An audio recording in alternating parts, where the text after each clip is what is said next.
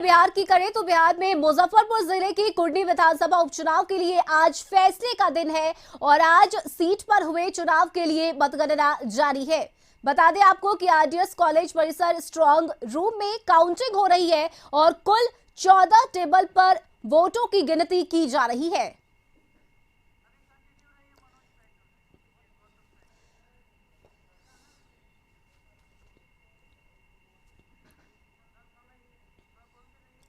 तो बता दें आपको कि कुर्नी विधानसभा उपचुनाव में वोटों की जो काउंटिंग है वो शुरू हो चुकी है और पहले राउंड की अगर बात करें तो बीजेपी प्रत्याशी जो है उन्होंने अपनी बढ़त यहां से बनाई है और साथ ही आपको बताएं कि इस बार कुल 14 टेबल लगाए गए हैं और सबसे पहले बैलेट पेपर की जो काउंटिंग है वो की जा रही है। 2 टेबल पर बैलेट पेपर की काउंटिंग चल रही है और इस खबर पर ज्यादा जानकारी के साथ कुर्नी से संवाददाता गौतम हमारे साथ लाइव जुड़ चुके हैं। गौतम, कुर्नी विधानसभा उपचुनाव की बात करें तो जो काउंटिंग है वोटों की वो शुरू हो चुकी है। पहले रुझान की अगर बात करें तो बीजेपी ने अपनी जो बढ़त है वो बनाई है, तो ये अपने आप में एक बड़ी खबर है। क्या कुछ तस्वीरें और किस तरह से इस चुनाव को देख रहे हैं? देखिए, आरडीएस कॉलेज में मतगणना केंद्र है और जो मतगणना केंद्र है पूरी शांति व्यवस्था के साथ जो तैयारियां की गई थी उसके तहत जो है मतगणना शुरू हो चुकी है। पहले राउंड का जो है परिणाम सामने आ चुका है और जो परिणाम है मैं आपको उसके बारे में जानकारी देता हूँ। केदार गुप्ता जो है बीजेपी के जो प्रत्याशी हैं उनको 4194 जो है मत प्राप्त हो चुका है। ये पहले राउंड की है। 23 राउंड जो है वो उसकी काउंटिंग होनी है। 14 टेबल्स बनाए गए हैं। 2 टेबल जो है इसके लिए बनाया गया है कि आप जिसमें पोस्टल बैलेट की गिनती होगी। दूसरे नंबर पर हैं जदयू के मनोज कुशवाहा। इनको 2195 वोट अभी मिला है। पहले राउंड की ये जो है परिणाम सामने है और वहीं जो अभी मार्जिन जो दोनों के बीच में जो चल रहा है बीजेपी और जदयू के कैंडिडेट के बीच में, इसमें बीजेपी ने बढ़त बनाई है और 1999 वोट से जो है केदार गुप्ता जो है वो आगे बढ़ चले हैं। अभी 23 राउंड होना है, यानी एक राउंड हो चुका है। 22 राउंड की गिनती और होनी है। 14 टेबल बनाए गए हैं।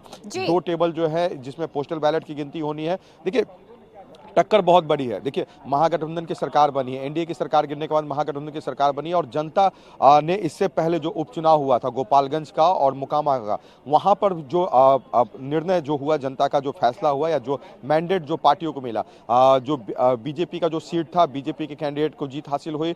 जो आरजेडी की सीट था आरजेडी के कैंडिडेट की जीत हासिल हुई। यानी उस परिणाम से अभी ऐसा कोई निष्कर्ष नहीं निकला कि आखिर जो सरकार बदली, जो बातें हो रही थी कि जो नई सरकार आई उसमें जनता भरोसा कर रही है या नहीं कर रही है, ये उस चुनाव में परिणाम में जो है इसका नहीं फैसला हो पाया। मगर अब जो है ये कुर्नी का उपचुनाव जो हो रहा है इसमें ये बात लोगों के लिए जो है गौर करने वाली होगी कि इसका परिणाम क्या होगा। क्योंकि देखिए, आने वाले समय में 24 का चुनाव है, 25 का चुनाव है, यानी एक जो तैयारी होगी या जो लोगों का जो मैंडेट है किसके तरफ जाएगा ये उपचुनाव भी जो है ये बता देगा। हालांकि दोनों पार्टियों की तरफ से जो है बड़े नेता जो है इस चुनाव में जो है पूरी ताकत के साथ जो है चुनाव प्रचार किया। तेजस्वी प्रसाद यादव, वो मुख्यमंत्री नीतीश कुमार हो या बीजेपी के तमाम बड़े चेहरे, उन तमाम लोगों ने जो है यहाँ पे कैंपेन कर प्रचार किया।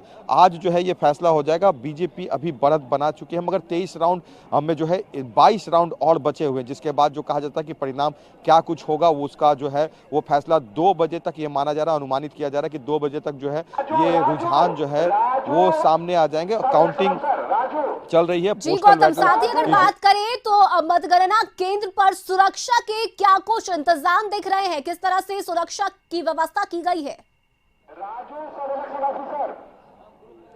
देखिए, जो मतगणना केंद्र है आरडीएस कॉलेज है, यहाँ पर वही लोग की एंट्री है जिनको यहाँ पर ड्यूटी लगाई गई है या जो पार्टियों की तरफ से निर्वाचित के रूप में जो है यहाँ पर एजेंट के रूप में यहाँ पहुँचे हैं, उनकी यहाँ पे उपस्थिति है। अन्यथा किसी भी समर्थक को जो है यहाँ पर आने की अनुमति नहीं है। वो लोग जो है यहाँ पर प्रवेश नहीं कर सकते। गेट के बाहर भी जो है किसी तरह का भीड़ भाड़ ना हो इसको लेकर विशेष सिक्योरिटी लगाई गई है। हर जगहों पर जो है है भीड़ ना हो, किसी भी तरह का जो है जीत के बाद जो जश्न का जो जुलूस निकलता है वो सब तमाम चीज़ें ना हो, इसको लेकर पहले से तैयारी कर रखी गई है। काउंटिंग में जो है किसी तरह की कोई भी जो कही जा सकती है कि अगर जो गड़बड़ी करने की अगर कोशिश करने के लिए या किसी तरह के व्यवधान डालने की जो कोशिश करने के लिए अगर सोच रहे हैं, तो उन तमाम चीज़ों को निपटने के लिए अंदर बाहर ये फोर्स का जो जी डिप्लॉयमेंट है ये बहुत बड़े पैमाने पे की गई है। और जो चुनाव के बाद जो कहा जाता है, मतगणना के बाद जो कहा जा सकता है कि जो एक जश्न का जो जुलूस बिल्कुल। होता है उस पर भी जो है प्रतिबंध रहेगा। प्रत्याशी को जो है यहाँ पे जी सिंबल लेने के लिए बुलाया जाएगा। जो एक सिलेक्टेड कुछ लोगों के साथ ही आएंगे और जी बस उन्हें गौतम। सिंबल देने के बाद यहाँ से उन्हें जाना रहेगा। और ये निर्देशित जिला प्रशासन की तरफ से किया गया, यानी तैयारी बिल्कुल बहुत गौतम, ही आप अपनी नजर बनाए रखिए, लगातार आपसे अपडेट लेते रहेंगे गौतम। फिलहाल शुक्रिया आपका तमाम जानकारी के लिए। तो बिहार में कुर्नी विधानसभा उपचुनाव में वोटों की जो काउंटिंग है वो शुरू हो चुकी है। पहले रुझान में बीजेपी के उम्मीदवार जो है वो आगे चल रहे हैं और आज का दिन बेहद महत्वपूर्ण